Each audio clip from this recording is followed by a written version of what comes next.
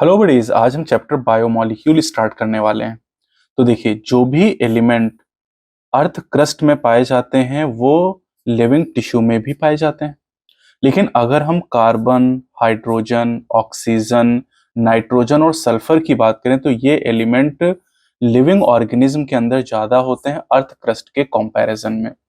Chemical analysis करने के लिए जो एसिड यूज किया जाता है उस एसिड का नाम है ट्राइक्लोरो एसिटिक एसिड। ये आपको दिया गया है।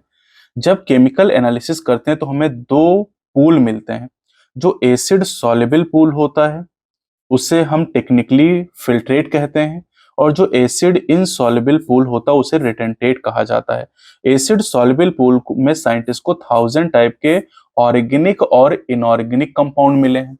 जितने भी कार्बन कंपाउंड लिविंग टिश्यू से ऑब्टेन किए जाते हैं उन्हें बायोमोलिक्यूल कहा जाता है। हेलो बडीज, कुछ ऐसी भी हमारे पास लिपिड होती हैं जिनमें फैटी एसिड ग्लिसरॉल के साथ एस्टरिफाइड हो जाता है, मतलब एस्टर बॉन्ड से जुड़ जाता है।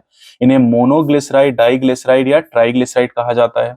और इनको नॉर्मली फैट या ऑयल के नाम से जाना जाता है मेल्टिंग पॉइंट के आधार पे। जो ऑयल होते हैं उनका मेल्टिंग पॉइंट कम होता है, जैसे जिंजिली ऑयल। जिंजिली ऑयल को तिल का तेल कहते हैं, और जिंजिली ऑयल का मेल्टिंग पॉइंट कम होने की वजह से जो तेल होते हैं वो ठंडियों में भी ऑयल के फॉर्म में, लिक्विड के फॉर्म में बने रहते हैं।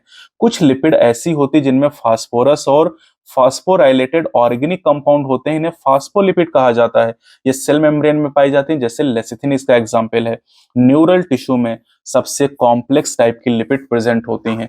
यहाँ पर एनसीईआरटी का फिगर अगर आप देखें तो फास्फोलिपिड या लेसिथिन आपको दिखाई गई है, और ये जो कोलेस्ट्रॉल है ये भी एक टाइप की लिपिड हो जाएगी। यहाँ पर ये ट्राइग्लिसराइड। आप हेलो बडीज, अमीनो एसिड की बात करें तो ये ऑर्गेनिक कंपाउंड होते हैं जिनमें अमीनो ग्रुप और एसिडिक ग्रुप सेम कार्बन पे पाए जाते हैं, जिससे अल्फा कार्बन कहा जाता है। यानी सभी amino acid alpha amino acid होते हैं। इन्हें सब्स्टिट्यूटेड मीथेन्स कहा जाता है। बहुत इंपॉर्टेंट है ये। इनमें अगर बात करें तो 4 सब्स्टिट्यूएंट ग्रुप जो होते हैं बेटा, उसमें एक हाइड्रोजन होता है, एक कार्बोक्सिल होता है, एक अमीनो ग्रुप होता है, और एक वेरिएबल ग्रुप होता है जिसे आर से रिप्रेजेंट किया जाता है। अब आर ग्रुप के आधार पे कई तरह की अमीनो एसिड होती है, लेकिन प्रोटीन में जो पाई जाने वाली अमीनो एसिड होती है बेटा, वो केवल और केवल 20 टाइप की होती है। प्रोटीन में केवल 20 टाइप की अमीनो एसिड होती हैं। अब आर ग्रुप की बात करें, अगर ये हाइड्रोजन है तो अमीनो एसिड को ग्लाइसिन कहते हैं। अगर वो मिथाइल है तो एलानीन बन जाएगी, और हाइड्रोक्सी मिथाइल तो उसे सेरीन कहा जाएगा, जैसा कि यहाँ पे आप देख सकते हैं। ग्लाइसिन में आर की वैल्यू हाइड्रोजन है, एलानीन में मिथाइल है, और सेरीन में हाइड्रोक्सी मिथाइल हो जाएगी। हेलो बडी, इस वीडियो में हम बात करेंगे उन कंपाउंड के बारे में जिनमें हेट्रोसाइक्लिक रिंग पाई जाती हैं। जैसे कि नाइट्रोजन बेसिस की बात करें, नाइट्रोजन बेसिस में एडेनिन, ग्वानिन, साइटोसिन, यूरेसिल और थाइमिन आते हैं। जब ये नाइट्रोजन बेस शुगर के साथ अटैच होते हैं तो न्यूक्लियोसाइड बनता है। जैसे कि अगर adenosine, guanosine, thymidine, uridine, cytidine की बात करें तो ये न्यूक्लियोसाइड कहलाते हैं। और जब न्यूक्लियोसाइड के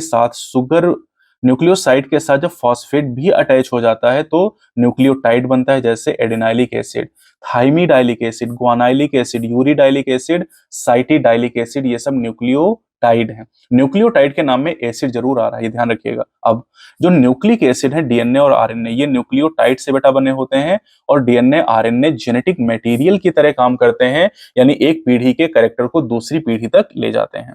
हेलो बडीज, अगर हम एवरेज कंपोजिशन सेल का देखें तो वाटर जो है बेटा वो सबसे ज्यादा मात्रा में 70 to 90%। तो water is most abundant chemical in the living organism, पहली बात। दूसरी बात, अगर ऑर्गेनिक कंपाउंड आप देखो तो ऑर्गेनिक कंपाउंड ये चार दिए गए हैं।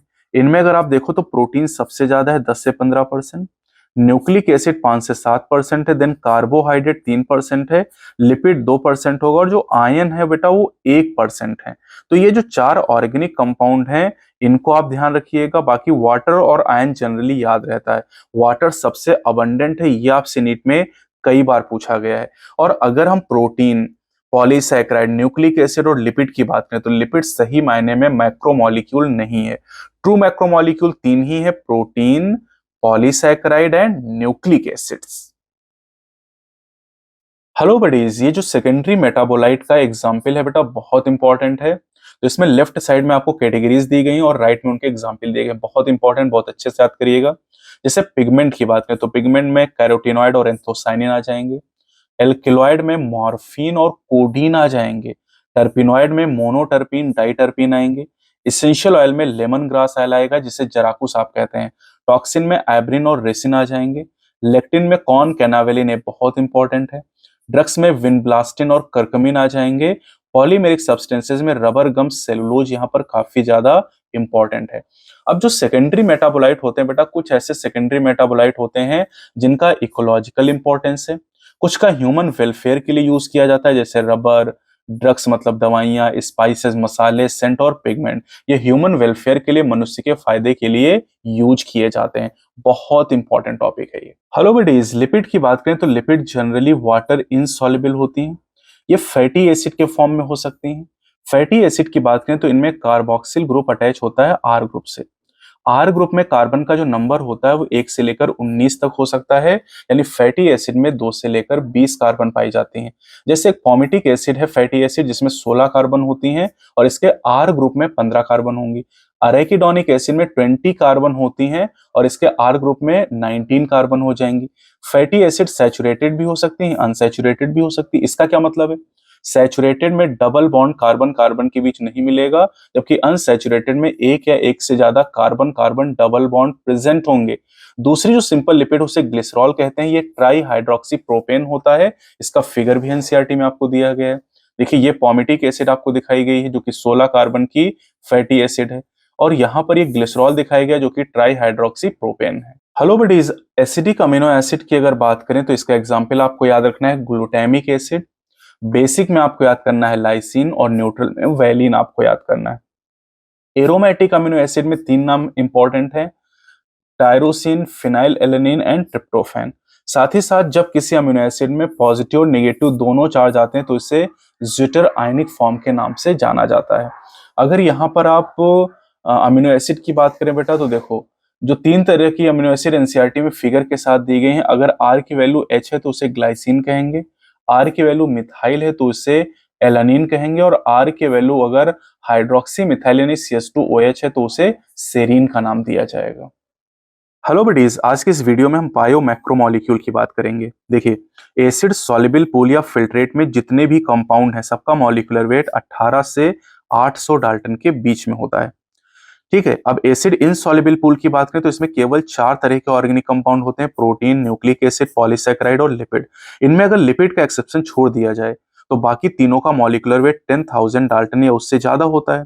साथ ही साथ लिपिड के अलावा बाकी जो तीनों है बेटा वो पॉलीमर होते हैं, इन्हें बायो मैक्रोमोलिक्यूल कहा जाता है। लेकिन लिपिड की बात करें, लिपिड का मॉलिक्यूलर वेट 800 डाल्टन से कम होता है, और साथ ही साथ ये पॉलीमर भी नहीं होते हैं। मतलब सही मायने में लिपिड की अगर बात करें तो ये मैक्रोमोलिक्यूल नहीं, lipid are not strictly macromolecule. Acid soluble pool जो होता है बेटा वो रफली रिप्रेजेंट करता है साइटोप्लाज्मिक कंपोजिशन को, और जो मैक्रोमोलिक्यूल साइटोप्लाज्म और ऑर्गेनेल में पाए जाते हैं वो एसिड इनसॉल्युबल फ्रैक्शन को बनाते हैं। हेलो बडीज, आज हम पॉलीसैकेराइड के बारे में बात करेंगे। जो पॉलीसैकेराइड होते हैं बेटा ये ट्रू मैक्रोमोलिक्यूल होते हैं, और अगर इनके एग्जाम्पल की बात करें बेटा तो इनमें सेलुलोज आ जाएगा। सेलुलोज एक पॉलीमर है और ये बना होता है ग्लूकोज की मोनोमर से। सेलुलोज की बात करें तो सेलुलोज होमोपॉलीमर होता है। स्टार्च भी होमोपॉलीमर होता है बेटा, और ये भी पॉलीमर होता है ग्लूकोज का। इसी तरह से अगर हम ग्लाइकोजन की बात करें तो ग्लाइकोजन एनिमल के अंदर फूड को स्टोर करने के लिए यूज किया जाता है, और ये भी पॉलीमर होता है ग्लूकोज का। इनुलिन एक पॉलीमर है जो कि फ्रक्टोज का पॉलीमर हो जाएगा बेटा। अब अगर हम ग्लाइकोजन की बात करें तो ग्लाइकोजन में जो राइट एंड होता है उसे रिड्यूसिंग एंड कहते हैं, और लेफ्ट एंड को नॉन रिड्यूसिंग एंड का नाम दिया जाता है। और जो ग्लाइकोजन होता है इसमें काफी ब्रांचिंग पाई जाती है, जैसे इसका फिगर भी यहाँ पर आपको दिखाई दे रहा है। स्टार्च हेलिकल सेकेंडरी स्ट्रक्चर बनाता है और ये आयोडीन को होल्ड करता है हेलिक्स के अंदर, इसलिए स्टार्च आयोडीन ब्लू कलर होता है, इसे आयोडीन टेस्ट कहा जाता है। हेलो बडीज, प्रोटीन की अगर बात करें तो इसमें 20 तरह के अमीनो एसिड होते हैं, इसीलिए ये हेट्रोपॉलीमर होते हैं, ये कभी भी होमोपॉलीमर नहीं हो सकते हैं। प्रोटीन के अंदर 2 तरह के अमीनो एसिड होते हैं, essential and non essential. Essential उन्हें कहते हैं जिन्हें हमारी बॉडी नहीं बना सकती है, और नॉन एसेंशियल उन्हें कहते हैं जिन्हें हमारी बॉडी बना सकती है। अब अमीनो अगर प्रोटीन की बात करें तो इनके कुछ काम आपको याद करने हैं, जैसे कोलेजन, इंटरसेलुलर ग्राउंड सब्सटेंस बनाती है। ट्रिप्सिन एक एंजाइम की तरह काम करती है। इंसुलिन एक हार्मोन की तरह काम करती है। एंटीबॉडी फाइट करती है इन्फेक्शियस एजेंट से। रिसेप्टर जो होते हैं जैसे स्मेल, टेस्ट या हार्मोन रिसेप्टर, ये भी प्रोटीन होते हैं। GLUT4 इनेबल करता है ग्लूकोज ट्रांसपोर्ट को सेल के अंदर। इसी तरह से 2 पॉइंट और याद करने हैं, जैसे कोलेजन की अगर बात की जाए तो कोलेजन मोस्ट अबंडेंट प्रोटीन है एनिमल वर्ल्ड में, और रुबिस्को सबसे अबंडेंट प्रोटीन है होल ऑफ द बायोस्फीयर में। यहां पर रुबिस्को का फुल फॉर्म भी आपको याद करना है, that is the राइबोलोज bisphosphate carboxylase oxygenase. सबसे अबंडेंट प्रोटीन पूरे बायोस्फीयर में है। हेलो बडीज, पॉलीसैकेराइड में अगर हम स्टार्च की बात करें बेटा, तो स्टार्च आयोडीन टेस्ट देता है। स्टार्च आयोडीन ब्लू कलर का होता है। सेलुलोज में कॉम्प्लेक्स हेलिक्स नहीं होते, इसीलिए आयोडीन टेस्ट नहीं देता है, ये आयोडीन को होल्ड नहीं कर पाता है। अब स्टार्च की बात करें बेटा, तो स्टार्च का यूज प्लांट करते हैं स्टोर हाउस ऑफ एनर्जी के तौर पे। एनिमल एनर्जी को स्टोर करने के लिए ग्लाइकोजन का यूज करते हैं। इसी तरह से अगर हम बात करें, प्लांट की जो सेल वॉल है बच्चों, वो बनी होती है सेलुलोज के द्वारा। जो पेपर हम यूज करते हैं वो भी सेलुलोज के द्वारा बना होता है, और जो कॉटन फाइबर है ये भी सेलुलोज होता है एक्चुअली, है ना। इसी तरह से अगर हम काइटिन की बात करें, तो जो काइटिन है बेटा ये पॉलीसैकेराइड है, और ये बना होता है N acetyl glucosamine. N acetyl glucosamine monomer है, और इसके पॉलीमराइजेशन से काइटिन का फॉर्मेशन होता है। काइटिन कहां मिलेगा? एक्सोस्केलेटन ऑफ आर्थ्रोपोड में, और फंजाई की जो सेल वॉल है बेटा वो काइटिन के द्वारा बनी होती है। हेलो बड़ी, जिस वीडियो में हम बात करेंगे बॉन्ड लिंकिंग के बारे में। जैसे प्रोटीन की बात करें बेटा, तो प्रोटीन का जो फॉर्मेशन होता है, तो अमीनो एसिड आपस में पेप्टाइड बॉन्ड से जुड़ती हैं। अब पेप्टाइड बॉन्ड बनता कैसे? जब कार्बोक्सिल ग्रुप एक अमीनो एसिड का रिएक्ट करता है amino group of the next amino acid, तब एक वाटर मॉलिक्यूल रिलीज होता है और पेप्टाइड बॉन्ड बनता है। इस प्रोसेस को डिहाइड्रेशन सिंथेसिस कहा जाता है, या कंडेंसेशन कहा जाता है। इसी तरह पॉलीसैकेराइड की अगर बात करें, तो पॉलीसैकेराइड में मोनोसैकेराइड आपस में जुड़ी होती है ग्लाइकोसिडिक बॉन्ड के द्वारा, और ये बॉन्ड भी डिहाइड्रेशन के द्वारा बनता है। किसके बीच में? दो कार्बन एटम के बीच ये बॉन्ड बनता है। दो एडजेसेंट मोनोसैकेराइड का एक एक कार्बन इन्वॉल्व होता है।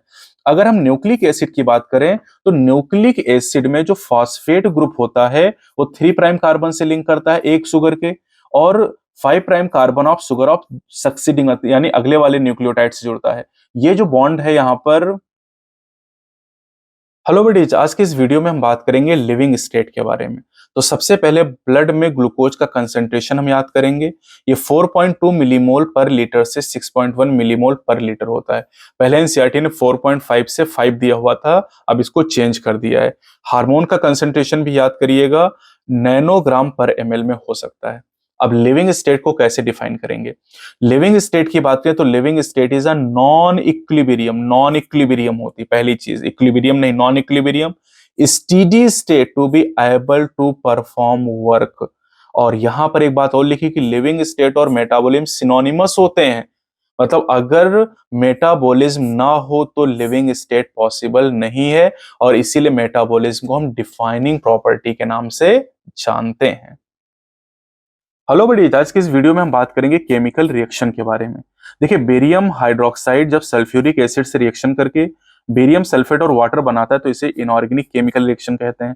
जब हाइड्रोलिसिस होती है स्टार्च की तो ग्लूकोज बनता है, जिसे ऑर्गेनिक केमिकल रिएक्शन कहा जाता है। अब अगर हम रेट की बात करते हैं, तो जो रेट होता है del p over del p से रिप्रेजेंट किया जाता है, डेल पी और डेल टी से रिप्रेजेंट करते हैं। और रेट को वेलोसिटी कहा जाता है अगर किसी रिएक्शन की डायरेक्शन स्पेसिफाइड है। साथ ही साथ एक जनरल रूल आपको ध्यान रखना है, जनरल रूल ऑफ थंब यानी सर्वमान्य नियम ये कि रेट जो होता है वो डबल हो जाता है या decrease by half. Rate double हो जाएगा या आधा हो जाएगा for every 10 degree change in temperature in either direction. यानी टेम्परेचर को 10 डिग्री घटा दो चाहे बढ़ा दो, रेट या तो डबल हो जाएगा या हाफ हो जाएगा। ये है general rule of thumb. Hello buddies, nucleic acid की बात करें बेटा, तो ये एसिड इंसॉल्युबल पूल में पाए जाते हैं, और ये पॉलीन्यूक्लियोटाइड के नाम से भी जाने जाते हैं। पॉलीन्यूक्लियोटाइड, पॉलीसैकेराइड और पॉलीपेप्टाइड, ये तीनों ट्रू मैक्रोमोलिक्यूल हैं। पॉलीपेप्टाइड को ही प्रोटीन का नाम दिया जाता है, ठीक है। तो ये 3 ट्रू मैक्रोमोलिक्यूल हैं। अब न्यूक्लिक एसिड का जो बिल्डिंग ब्लॉक या मोनोमर है वो न्यूक्लियोटाइड होता है, और न्यूक्लियोटाइड में 3 डिफरेंट कंपोनेंट पाए जाते हैं। एक हेट्रोसाइक्लिक कंपाउंड है जिसे नाइट्रोजन बेस कहते हैं, सेकंड एक मोनोसैकेराइड पेंटोज शुगर है, और तीसरा फास्फोरिक एसिड या फॉस्फेट है। अब जो हेट्रोसाइक्लिक कंपाउंड होते हैं उन्हें नाइट्रोजन बेस कहते हैं, और ये 2 तरह के प्यूरिन एंड पिरिमिडीन। प्यूरिन में आ जाएंगे एडेनिन और ग्वानिन, और पिरिमिडीन में आ जाएंगे बेटा यूरेसिल आ जाएगा, साइटोसिन आ जाएगा और थायमीन आ जाएगा। शुगर की बात करें तो शुगर राइबोज पाई जाएगी अगर आरएनए की बात करें, और डीऑक्सीराइबोज शुगर डीएनए के अंदर प्रेजेंट होती है। हेलो बडीज, आज इस वीडियो में हम बात करेंगे स्ट्रक्चर ऑफ प्रोटीन के बारे में। देखिए, प्रोटीन का जो स्ट्रक्चर है वो 4 लेवल पे हम लोग पढ़ते हैं, primary, secondary, tertiary and quaternary. अब अगर हम प्राइमरी स्ट्रक्चर की बात करें तो प्राइमरी स्ट्रक्चर हमें बताता है सीक्वेंस ऑफ अमीनो एसिड के बारे में, यानी पोजिशनल इंफॉर्मेशन के बारे में बताता है। अगर हम किसी प्रोटीन को लाइन के फॉर्म में इमेजिन करें तो left and first amino acid को बताता है और राइट एंड जो होता है वो लास्ट अमीनो एसिड को रिप्रेजेंट करता है। इसी तरह से जो फर्स्ट अमीनो एसिड होती है उसे एन टर्मिनल अमीनो एसिड भी कहते हैं और लास्ट अमीनो एसिड को सी टर्मिनल अमीनो एसिड का नाम दिया जाता है। सेकेंडरी स्ट्रक्चर की अगर हम बात करते हैं तो ये हेलिक्स के फॉर्म में या फिर सीट के फॉर्म में प्रेजेंट होता है। अल्फा हेलिक्स या बीटा सीट 2 फॉर्म होती है सेकेंडरी स्ट्रक्चर में। टर्सरी स्ट्रक्चर की बात करें तो tertiary structure hollow woollen ball like होता है और ये 3 डायमेंशनल व्यू देता है और ये नेसेसरी होता है many biological activities of protein के। क्वाटरनरी स्ट्रक्चर बेटा एडल्ट हीमोग्लोबिन में पाया जाता है जिसमें 4 सब यूनिट होती हैं, 2 अल्फा टाइप की होती हैं और 2 बीटा टाइप की। हेलो बडी, आज की इस वीडियो में हम बात करेंगे एंजाइम एक्शन के बारे में। देखिए, ये जो रिएक्शन आपको दिखाई गई, कार्बन डाइऑक्साइड प्लस वाटर मिलकर कार्बोनिक एसिड बनाते हैं। अगर बिना इस एंजाइम के, कार्बोनिक एनहाइड्रेज के बिना रिएक्शन कराई जाए तो 1 घंटे में 200 मॉलिक्यूल बनते हैं कार्बोनिक एसिड के। लेकिन इस एंजाइम का यूज करने से, जिसका नाम है कार्बोनिक एनहाइड्रेज, जो H2CO3 है बेटा, वो 6 लाख मॉलिक्यूल बनते हैं 1 सेकेंड में, यानी रिएक्शन का रेट 10 मिलियन टाइम, 1 करोड़ गुना बढ़ जाता है। ये है एंजाइम की पावर। अब अगर कोई मल्टी स्टेप केमिकल रिएक्शन है तो उसे मेटाबॉलिक पाथवे कहते हैं। जैसे ग्लूकोज से पायरुविक एसिड का बनना, ये एक रिएक्शन ही पूरा पाथवे है जिसमें 10 स्टेप होते हैं। और एक बात और आपको ध्यान रखनी है, in different condition different product are possible. अलग अलग कंडीशन में अलग अलग प्रोडक्ट पॉसिबल हो सकते हैं सेम पाथवे में 1 या 2 एडिशनल रिएक्शन को ऐड करने पर। हेलो बडीज, आज की इस वीडियो में हम बात करेंगे वाटसन क्रिक के डबल हेलिकल मॉडल के बारे में। ये जो डबल हेलिकल मॉडल था बेटा, ये डीएनए के लिए दिया गया था। कौन सा डीएनए? बी डीएनए के लिए दिया गया था और ये सेकेंडरी स्ट्रक्चर था, ये आपको ध्यान देना है। यहाँ पर जो 2 स्ट्रैंड होते हैं वो एंटी पैरेलल होते हैं, यानी आप देखो अगर एक यहाँ पर 5 से 3 डायरेक्शन में रन कर रहा है तो दूसरा जो है वो 3 से 5 डायरेक्शन में रन कर रहा है, इसे कहते हैं एंटी पैरेलल। जो बैकबोन डीएनए की होती है वो सुगर फॉस्फेट के द्वारा बनी होती है। नाइट्रोजन बेस जो होते हैं वो बैकबोन बनाने में इन्वॉल्व नहीं होते हैं। एडेनिन हमेशा थाइमिन के साथ जुड़ेगा 2 हाइड्रोजन बॉन्ड के द्वारा, और ग्वानिन हमेशा साइटोसिन से जुड़ेगा 3 हाइड्रोजन बॉन्ड के द्वारा। ये बहुत बार आपके नीट में पूछा जा चुका है। इसके अलावा अगर डीएनए की पिच की बात करते हैं तो 34 एंगस्ट्रॉम होती है। राइज पर बेस पर बेटा 3.4 एंगस्ट्रॉम होता है। और ये जो डीएनए के बारे में हम पढ़ रहे हैं वो बी डीएनए की बात कर रहे हैं। More than a dozen form, यानी 1 दर्जन से ज्यादा तरह के डीएनए नेचर में पाए जाते हैं। आज के इस वीडियो में हम बात करेंगे कॉन्सेप्ट ऑफ मेटाबॉलिज्म के बारे में। देखिए, सबसे पहली चीज आपको ध्यान रखनी है कि हर बायोमॉलिक्यूल का एक टर्नओवर होता है। जितनी भी केमिकल रिएक्शन बॉडी के अंदर चलती हैं, सेल के अंदर चलती हैं, उन सबको मिला के मेटाबॉलिज्म कहते हैं। जैसे अगर हम अमीनो एसिड से CO2 को रिमूव कर दें तो अमीनो एसिड अमीन में चेंज हो जाती है। अगर ग्लाइकोसिडिक बॉन्ड की हाइड्रोलिसिस कर दें डाइसैकेराइड में तो मोनोसैकेराइड का फॉर्मेशन हो जाता है। एक चीज और ध्यान रखनी है जो एनसीईआरटी ने मेंशन की है, there is no uncatalysed metabolic conversion in living system, यानी लिविंग के अंदर कोई भी ऐसी रिएक्शन नहीं है जो बिना एंजाइम के हो सकती हो। Even CO2 dissolving in water is a physical process. ये घटना बॉडी के बाहर बिना एंजाइम के होती है, लेकिन बॉडी में जब रिएक्शन होती है तो कैटलाइज्ड होती है, कार्बोनिक एनहाइड्रेज का यूज किया जाता है। और जो कैटलिस्ट होता है बेटा उसको वो प्रोटीन के द्वारा बना होता है और इसी को हम लोग एंजाइम के नाम से जानते हैं। हेलो बेटीज, आज हम यहाँ पर मेटाबॉलिक बेसिस फॉर लिविंग के बारे में बात करेंगे। तो देखिए, मेटाबॉलिज्म की अगर बात करें तो इसमें मोर कॉम्प्लेक्स स्ट्रक्चर बन सकते हैं सिंपलर स्ट्रक्चर से। जैसे एसिटिक एसिड से कोलेस्ट्रॉल का फॉर्मेशन हो जाए, ऐसी रिएक्शन को बायोसिंथेटिक पाथवे या एनाबॉलिक पाथवे कहते हैं। अब अगर उल्टा कर लूं, यानी अगर structure simpler structure complex structure से बन जाए, जैसे ग्लूकोज से लैक्टिक एसिड का फॉर्मेशन हमारे स्केलेटल मसल से हो जाए तो इसे डिग्रेडेशन या कैटाबोलिक पाथवे का नाम दिया जाता है। जो एनाबोलिक पाथवे होते हैं वहां पर एनर्जी कंज्यूम होती है और कैटाबोलिक पाथवे जो होते हैं बेटा वहां पर एनर्जी रिलीज होती है। और एनर्जी करेंसी जो हमारी बॉडी के अंदर है, लिविंग सिस्टम के अंदर, उसे एटीपी यानी एडिनोसिन ट्राइफॉस्फेट कहा जाता है। और एनर्जी से रिलेटेड जितने भी सवाल हैं उसके लिए एक ब्रांच है बायो एनर्जेटिक्स। हेलो बडी, आज के इस वीडियो में हम बात करेंगे कैटालिटिक साइकिल के बारे में। एंजाइम की जो कैटालिटिक साइकिल होती है बेटा, उसमें 4 स्टेप होते हैं। पहले स्टेप में सबस्ट्रेट बाइंड करता है एंजाइम की एक्टिव साइट से, क्लियर। दूसरे स्टेप में जो एंजाइम की एक्टिव साइट होती है उससे सबस्ट्रेट और टाइटली बाइंड होता है। तीसरे स्टेप में क्या होता है, तीसरे स्टेप में जो एंजाइम है अब वो सबस्ट्रेट के केमिकल बॉन्ड को ब्रेक करता है और नया एंजाइम प्रोडक्ट यानी ईपी कॉम्प्लेक्स का फॉर्मेशन होता है। और चौथे स्टेप में जो एंजाइम है वो प्रोडक्ट को रिलीज कर देता है और जो फ्री सबस्ट्रेट है वो नए जो फ्री एंजाइम है वो नए सबस्ट्रेट से बाइंड करके इस कैटालिटिक साइकिल को फिर से चलाएगा। तो 4 स्टेप ध्यान रखेंगे कैटालिटिक साइकिल में। हेलो बडीज, आज की इस वीडियो में हम बात करेंगे एक्टिवेशन एनर्जी के कॉन्सेप्ट के बारे में। देखिए, ये जो ट्रांजिशन स्टेट आपको दिखाई गई है ना, इस ग्राफ को अगर देखिए तो इसमें वाई एक्सिस पे पोटेंशियल एनर्जी दी गई है, एक्स एक्सिस पे आपको प्रोग्रेस ऑफ रिएक्शन दिखाई गई है। और यहां पर अगर आप देखें जो एनर्जी का डिफरेंस ट्रांजिशन स्टेट और सबस्ट्रेट की एनर्जी के बीच में है उसी को एक्टिवेशन एनर्जी कहते हैं। एक्टिवेशन एनर्जी क्या है, सबस्ट्रेट और ट्रांजिशन स्टेट के बीच में जो एनर्जी का डिफरेंस है। अब देखिए, जब बिना एंजाइम के आप एक्टिवेशन एनर्जी देखते हो तो ज्यादा है, और एंजाइम का यूज करने पर एक्टिवेशन एनर्जी कम हो जाती है। यानी एंजाइम क्या करता है, एक्टिवेशन एनर्जी को कम करके रेट ऑफ रिएक्शन को बढ़ाता है। साथ ही साथ यहां पर ईएस कॉम्प्लेक्स की बात करें, एंजाइम सबस्ट्रेट कॉम्प्लेक्स ऑब्लिगेटरी यानी जरूर बनता है, और ट्रांजिएंट फिनोमिनन है यानी बहुत थोड़े समय के लिए बनता है। ये जो रिएक्शन बेटा आपको दिखाई गई यहां पर प्रोडक्ट की एनर्जी कम है, सबस्ट्रेट की एनर्जी ज्यादा है, इसे एक्सोथर्मिक रिएक्शन कहते हैं। हेलो बडीज, आज के इस वीडियो में हम बात करेंगे factors affecting enzyme activity. Enzyme की एक्टिविटी को अफेक्ट करते हैं 4 फैक्टर यहाँ पर, temperature, pH, change in substrate concentration and inhibitors. अब टेम्परेचर और पीएच की बात करें बेटा तो इनका जो ग्राफ होता है वो बेल शेप आता है। यहाँ पर वाई एक्सिस पे अगर आप देखेंगे तो एंजाइम की एक्टिविटी, एक्स एक्सिस पे पीएच और एक्स एक्सिस पे टेम्परेचर का यूज करते हैं। दोनों में बेल शेप करवाता है। जहां पर सबसे ज्यादा एक्टिविटी होती है बेटा उसे ऑप्टिमम टेम्परेचर या पीएच का नाम दिया जाता है। इसी तरह से अगर हम बात करें सबस्ट्रेट कंसंट्रेशन की तो यहाँ पर एक्स एक्सिस पे सबस्ट्रेट का कंसंट्रेशन लेते हैं और वाई एक्सिस पे वेलोसिटी ऑफ रिएक्शन लिया जाता है। और यहाँ पर जो कर्व मिलता है ये हाइपरबोलिक नेचर का होता है। और यहाँ पर Vmax/2 आपको दिखाया गया, ये वाला पॉइंट Vmax/2, और एक Km दिखाया गया। तो Km वो सबस्ट्रेट कंसंट्रेशन है जहां पर रिएक्शन Vmax/2 को अटेन कर लेती है। हेलो बडीज, आज के इस वीडियो में हम बात करेंगे कोफैक्टर के बारे में। बहुत इंपॉर्टेंट कॉन्सेप्ट है कोफैक्टर। देखिए, कोफैक्टर की बात करें तो कोफैक्टर जो होते हैं ये नॉन प्रोटीन पार्ट होते हैं एंजाइम के। जो प्रोटीन पार्ट होता है उसे एपो एंजाइम कहते हैं, नॉन प्रोटीन पार्ट को कोफैक्टर कहते हैं। 3 तरह के कोफैक्टर हैं, प्रोस्थेटिक ग्रुप, कोएंजाइम एंड मेटालाइन। अब जो प्रोस्थेटिक ग्रुप होता है ऑर्गेनिक कंपाउंड होते हैं और टाइटली बाउंड होते हैं एपो एंजाइम के साथ। जैसे कि हीम की बात करें, हीम एक प्रोस्थेटिक ग्रुप है पेरोक्सिडेज और कैटलेज नाम के एंजाइम में। ये दोनों एंजाइम क्या करते हैं बेटा, ये हाइड्रोजन पेरोक्साइड को वाटर और ऑक्सीजन में कन्वर्ट करते हैं।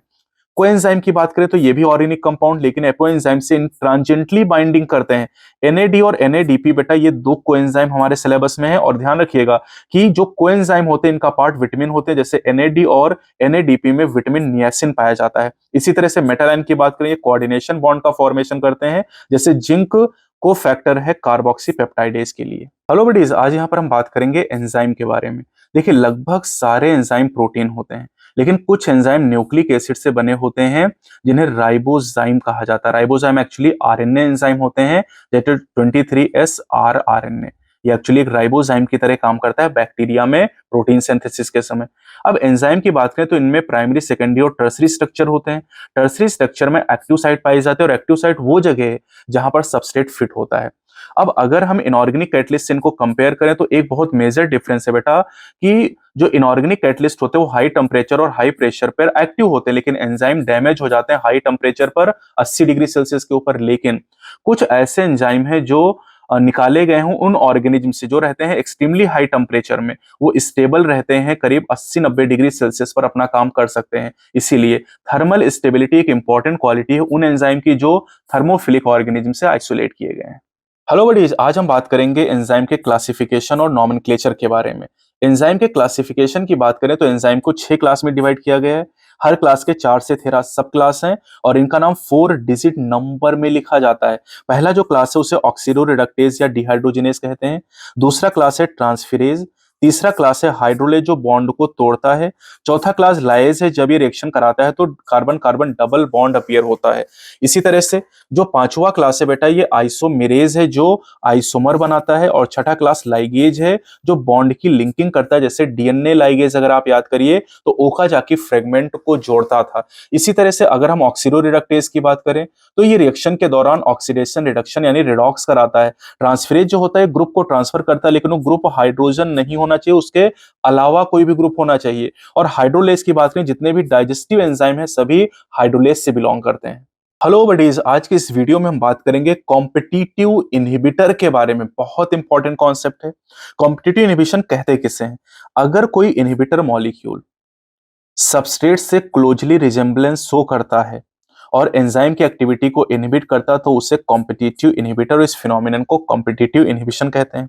अब एग्जाम्पल अगर देखें तो बहुत इंपॉर्टेंट है। सक्सिनिक डिहाइड्रोजिनेज नाम का एंजाइम है जिसका सबस्ट्रेट सक्सिनेट है और इस एंजाइम का इनहिबिटर है माइलोनेट। माइलोनेट का जो स्ट्रक्चर है वो रिजेम्बलेंस करता है सक्सिनेट की तरह।